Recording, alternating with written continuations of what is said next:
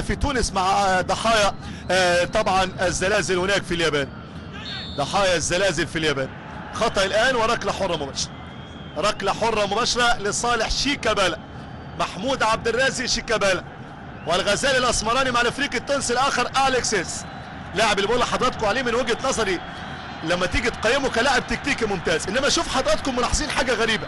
اول ما شيكابالا يمسك الكرة تلاقي 4 يحطوه كده في مربع في ارجاء الثلث الاخير من ملعب فريق نادي الافريقي.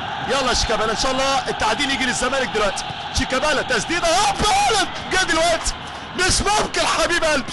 لا لا لا لا لا لا لا لا هو فاكره عارفه ابن النوبة، عارفه صاحب الطلة والهلة، عارفه محمود عبد الرازق شيكابالا. يا ولد يا ولد يا ولد. في تونس في الهلولو هو عالمي، نو كومنت. بص شوف النجم المصري، يا سلام عليك يا شيكابالا. عملها في وادي دجلة وعملها في كل أندية مصر في الدوري المصري، وها هو الآن يغرد بالقدم اليسرى الذهبية هنا في استاد رادس. لا صوت يعلو عن قدم الغزال الأسمراني شيكابالا.